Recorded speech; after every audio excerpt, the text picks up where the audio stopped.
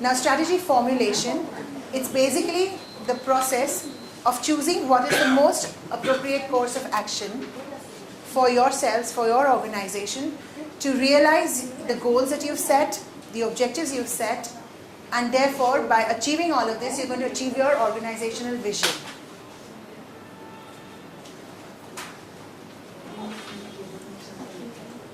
So, strategy formulation is about setting the framework for achieving success in whatever aspect you want to do. You're formulating a strategy, you're putting something in place to achieve what you want to do.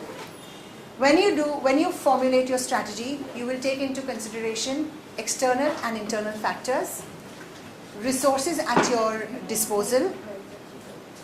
Most important, you will remember who owns it, and then at the same time, who owns the strategy, and at the same time, you will assign work to other members of your team.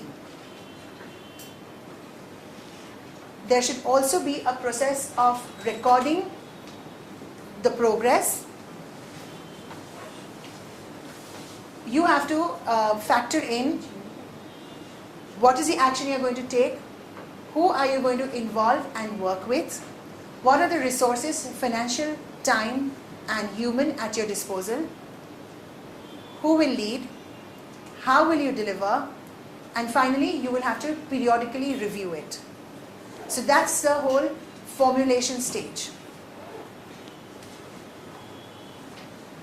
And yeah, it should cover all your key program areas and support functions. So this is again taking into, we have a chart, Mayor has given a very nice chart that could be used for to understand the difference between your program areas and support functions. We understand that within organizations like yourselves, because you have smaller teams, you don't have specific or specified people doing your HR function or your accounting function. You don't have people specified for different. There are people who just, if there is an overlap, and who do most of the functions, one person doing many. But there should be clarity. This is required just as HR function is important, just as much as a financial function is important, and just as you need administration as well. So, right. On formulation, are there any thoughts, any questions? Yes. What do you mean by assign ownership of the project? Right. Which means somebody leads that particular strategy, somebody is in charge. Although there will be many people working towards it, somebody has to own it. And that is a very important key.